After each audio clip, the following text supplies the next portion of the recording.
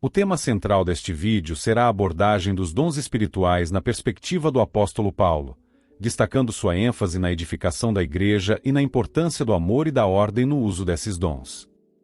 Começaremos explorando como Paulo ensina que os dons são concedidos pelo Espírito Santo e devem ser empregados com amor e disciplina, conforme visto em suas epístolas, especialmente em 1 Coríntios. Paulo ressalta o amor como o maior dos dons e elabora sobre isso no famoso hino ao amor presente no capítulo 13 de sua primeira carta aos Coríntios.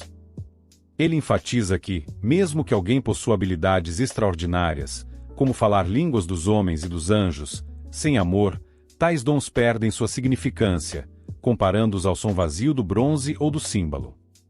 Além disso, Paulo aborda a importância da participação digna e respeitosa na ceia do Senhor, reconhecendo o significado do corpo e do sangue de Cristo neste sacramento. Ele destaca a necessidade de uma postura reverente e de compreensão da importância espiritual desse ato. Um ponto crucial discutido por Paulo é a ressurreição dos mortos, fundamental para a fé cristã. Ele explica que, da mesma forma que Cristo ressuscitou, aqueles que creem nele também ressuscitarão, recebendo corpos glorificados.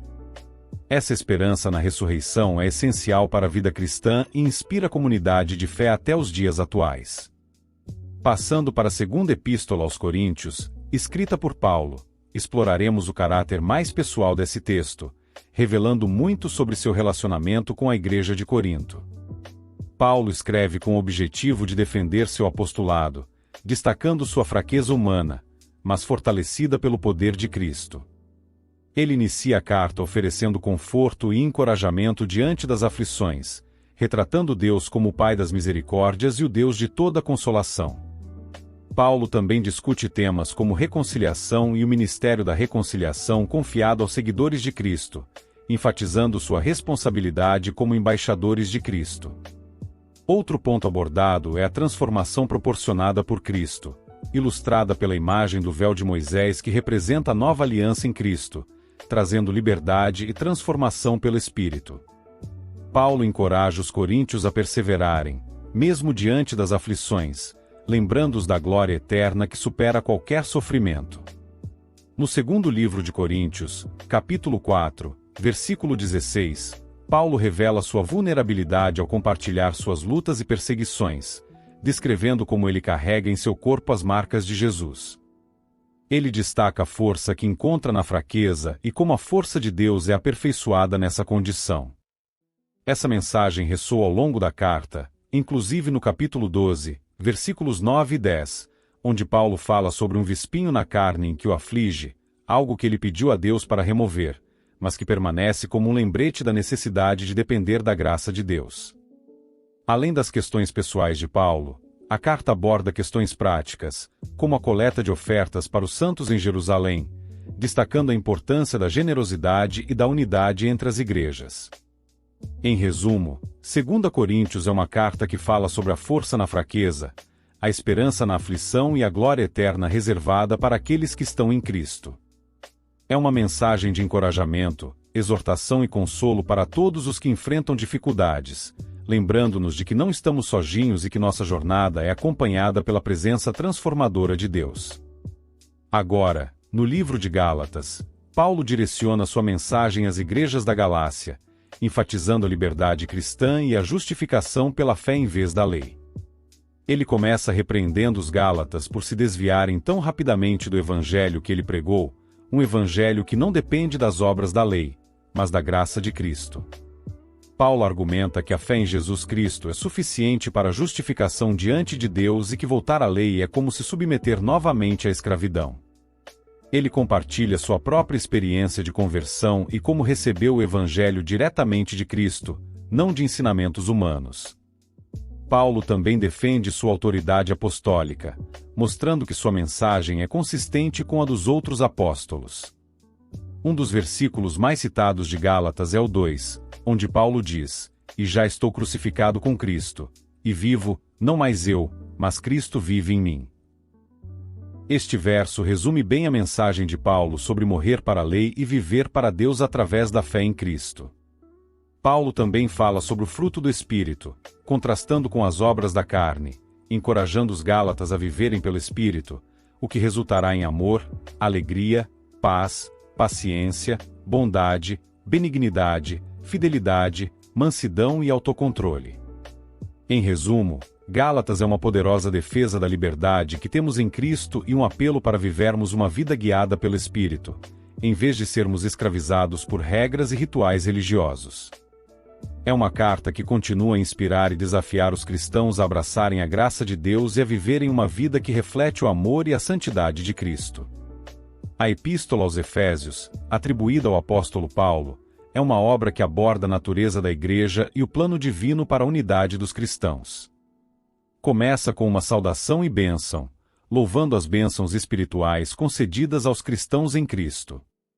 Paulo destaca a escolha divina dos crentes para serem santos e irrepreensíveis, predestinados para adoção como filhos através de Jesus Cristo. Enfatiza a salvação pela graça mediante a fé, não por méritos humanos. Destaca a reconciliação dos gentios em Cristo, antes separados e sem esperança. Um ponto central é a unidade da Igreja, vista como um corpo, com Cristo como cabeça e os cristãos como membros contribuintes para o crescimento em amor. Paulo exorta a manutenção da unidade espiritual e a vivência de uma vida cristã ética e moral. A carta termina com uma ênfase na armadura espiritual para resistir às adversidades, realçando a importância da oração e vigilância. Encoraja os cristãos a viverem conforme seu chamado, crescendo em amor, unidade e fortalecimento no Senhor. Uma mensagem que ressoa com a necessidade de refletir a graça e verdade de Deus na vida cotidiana. Filipenses, escrita por Paulo enquanto estava preso em Roma, expressa gratidão e carinho aos filipenses, encorajando-os à alegria em Cristo, humildade, unidade e conduta ética. Enfatiza a importância da oração e conclui com saudações pessoais e desejos de bem-estar para a comunidade. O livro de Filipenses é uma mensagem de esperança, alegria e exortação para viver uma vida que reflete o caráter de Cristo apesar das adversidades e desafios. É uma carta que nos lembra da importância de manter a fé e a unidade, e de buscar a verdadeira alegria em nossa relação com Deus e com os outros. O livro de Colossenses, por sua vez, é uma carta escrita pelo apóstolo Paulo aos cristãos da cidade de Colossos. Paulo escreveu esta carta por volta de 60 a 62 d.C., enquanto estava preso em Roma. Ele não havia visitado pessoalmente a comunidade de Colossos, mas estava ciente de sua fé e amor. Paulo inicia a carta com saudações e agradecimentos pela fé dos colossenses, alertando sobre ensinamentos falsos que estavam se espalhando, misturando filosofias humanas e tradições judaicas com a fé cristã. Paulo enfatiza que Cristo é a plenitude da divindade e a cabeça de toda autoridade e poder. Ele também destaca que em Cristo reside toda sabedoria e conhecimento, e que todas as coisas foram criadas por ele e para ele. A carta também contém instruções morais e éticas, como a importância do arrependimento dos pecados, viver uma vida santa e ser grato. Paulo encoraja os cristãos a amarem uns aos outros e a evitarem inveja e rivalidade. Um versículo notável de Colossenses é capítulo 3, versículo 12 e 14, onde Paulo aconselha revestir-se de virtudes como eleitos de Deus, santidade, misericórdia, benignidade, humildade, mansidão e longanimidade. Ele também exorta a perdoar uns aos outros, assim como Cristo perdoou, e a revestir-se acima de tudo com amor, que é o vínculo da perfeição. Em resumo, Colossenses é uma carta que reafirma a supremacia e a suficiência de Cristo, adverte contra falsas doutrinas e orienta os cristãos a viverem uma vida alinhada com os ensinamentos de Cristo, cheia de amor e gratidão. Hoje, mergulharemos na fascinante jornada do Novo Testamento, uma narrativa que transcende eras, cativando corações e fortalecendo a fé. Prepare-se para uma experiência que iluminará sua mente e renovará sua espiritualidade. Começamos com o Evangelho de Mateus, que nos conduz à vida, ensinamentos e ministério de Jesus Cristo. Mateus estabelece Jesus como o Messias prometido, não para abolir a lei, mas para cumpri-la. Desde sua genealogia até os milagres e ensinamentos, Mateus destaca o poder e a sabedoria de Jesus, sua autoridade divina e sua mensagem de arrependimento e renovação espiritual. Em seguida, adentramos no Evangelho de Marcos, uma narrativa direta e dinâmica que retrata Jesus como servo sofredor, pronto para dar sua vida em resgate por muitos. Marcos enfatiza a urgência do chamado de Jesus ao discipulado, sua autoridade sobre a natureza e os demônios, e sua humanidade compassiva. Por fim, exploramos o Evangelho de Lucas, uma narrativa rica e detalhada que destaca a compaixão de Jesus pelos marginalizados e necessitados. Lucas nos guia através de uma jornada de cuidado e redenção, revelando a essência do ministério de Jesus. Prepare-se para ser envolvido por essas histórias atemporais, que não apenas informam, mas transformam vidas. Abra seu coração para a mensagem de esperança e amor encontrada no Novo Testamento, e deixe-se guiar por sua luz. O livro começa com o anúncio do nascimento de João Batista e de Jesus, enfatizando a importância desses eventos no plano divino de salvação. A narrativa segue com a infância e juventude de Jesus, mostrando sua sabedoria e dedicação a Deus desde cedo. Lucas relata muitos dos ensinamentos e parábolas de Jesus, como a do bom samaritano e do filho pródigo, que ilustram o amor e a misericórdia de Deus. O Evangelho também descreve os milagres de Jesus, evidenciando seu poder e autoridade sobre a doença, a morte e as forças da natureza. Um aspecto distintivo de Lucas é a atenção dada às mulheres e aos pobres, refletindo a mensagem inclusiva do Evangelho. Lucas mostra Jesus como alguém que veio para oferecer esperança e redenção a todos, independentemente de seu status social. O livro culmina com a paixão de Jesus, sua crucificação, ressurreição e ascensão, sublinhando a vitória de Jesus sobre o pecado e a morte, e a promessa de salvação para a humanidade. Um versículo que encapsula a missão de Jesus, conforme descrito por Lucas, é Lucas 19, pois o Filho do Homem veio buscar e salvar o que estava perdido. Este versículo reflete o coração do Evangelho de Lucas, que é a busca de Jesus pelos perdidos e sua oferta de salvação. O Evangelho de João é um relato profundo e espiritual da vida, dos milagres e do ensino de Jesus Cristo. Diferente dos outros evangelhos, João se concentra em revelar a divindade de Jesus, apresentando-o como o Verbo de Deus que se fez carne e habitou entre nós. João começa com um prólogo poético que estabelece Jesus como a existência eterna, a fonte da vida e da luz que vence as trevas. O livro segue com o testemunho de João Batista, que prepara o caminho para Jesus, e rapidamente passa para os sinais e milagres que Jesus realiza, como transformar água em vinho e ressuscitar Lázaro, demonstrando seu poder sobre a criação e a morte. Os ensinamentos de Jesus em João são profundos e muitas vezes apresentados em diálogos com indivíduos, como a conversa com Nicodemo sobre o novo nascimento e o diálogo com a mulher samaritana junto ao poço. João destaca a importância da fé e da crença em Jesus para a obtenção da vida eterna.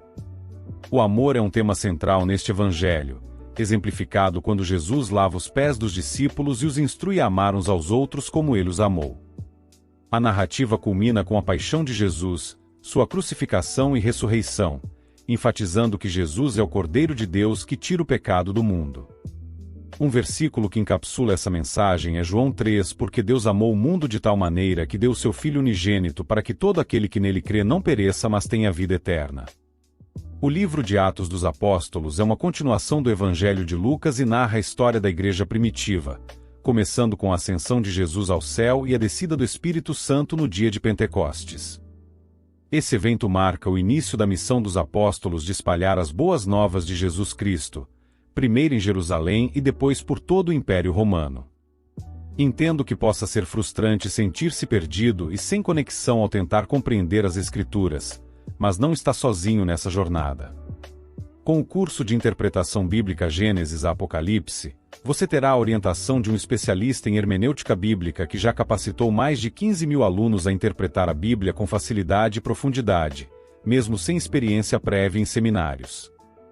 Em apenas 30 dias, você poderá desvendar os mistérios dos textos sagrados, compreender as parábolas e os ensinamentos de Jesus e renovar sua fé com um novo entendimento. Não permita que a complexidade teórica de outros cursos o impeça de fortalecer sua espiritualidade.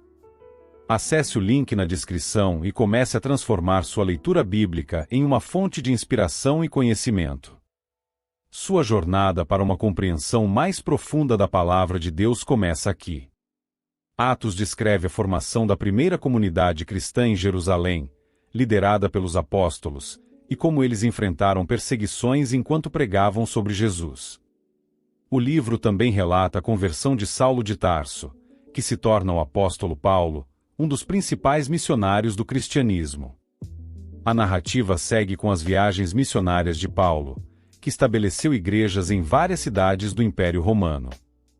Atos dos Apóstolos mostra como o Evangelho foi recebido tanto por judeus quanto por gentios, destacando a universalidade da mensagem cristã. Um dos versículos mais conhecidos de Atos é Atos 1, onde Jesus diz aos seus discípulos: "Mas recebereis a virtude do Espírito Santo que há de vir sobre vós, e ser-me-eis testemunhas, tanto em Jerusalém como em toda a Judéia e Samaria e até aos confins da terra." O livro de Romanos, escrito pelo apóstolo Paulo, é uma carta crucial para entender o cerne do cristianismo.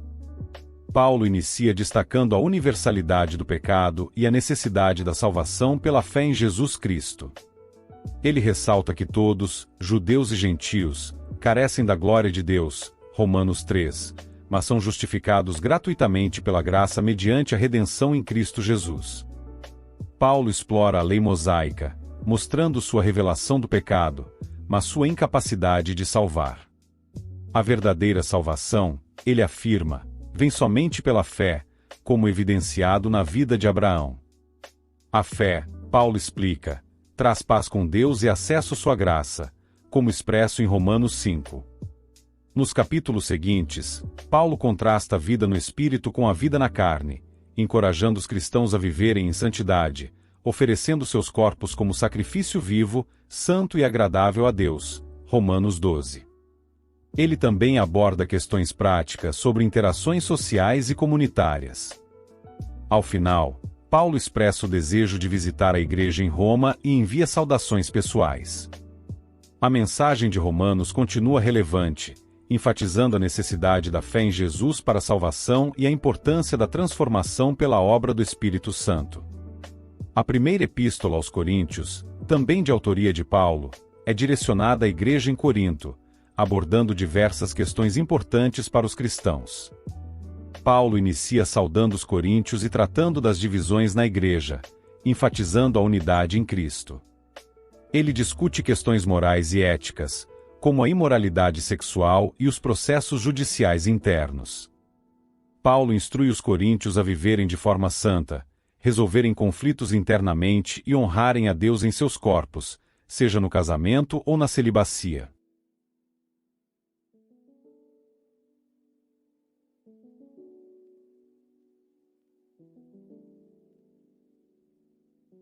No desenrolar de sua mensagem, ele introduz o contexto bíblico, destacando a carta de 1 Tessalonicenses como uma fonte de encorajamento e instrução para os cristãos. Paulo é apontado como o autor da carta, escrita em meio a dificuldades enfrentadas pela igreja de Tessalônica. Ele expressa gratidão pela fé e amor dos tessalonicenses, apesar das tribulações. O texto enfatiza a correção de mal-entendidos sobre o dia do Senhor, ressaltando a necessidade de aguardar eventos específicos antes da sua chegada, como a revelação do Anticristo. Paulo também aborda a questão da ociosidade na comunidade, instruindo os crentes a viverem de maneira diligente e produtiva. A segunda Tessalonicenses é resumida como uma carta de encorajamento e correção, instando os fiéis a perseverarem na fé e a viverem de forma ordenada enquanto esperam o retorno de Cristo.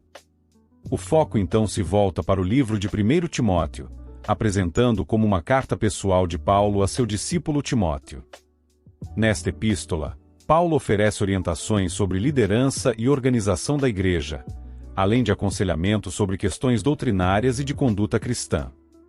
Ele destaca a importância de combater ensinamentos falsos e manter uma fé genuína, encorajando Timóteo a ser um exemplo para os fiéis. A carta detalha as qualificações para líderes da igreja e ressalta a importância da oração, do estudo das Escrituras e da perseverança na doutrina. Paulo conclui a carta reforçando a necessidade de manter a ordem na igreja e cuidar dos membros da comunidade, destacando a importância de seguir firmemente a verdade do Evangelho. A mensagem segue para o livro de 2 Timóteo, caracterizado como uma carta pessoal e emocionante de Paulo a Timóteo.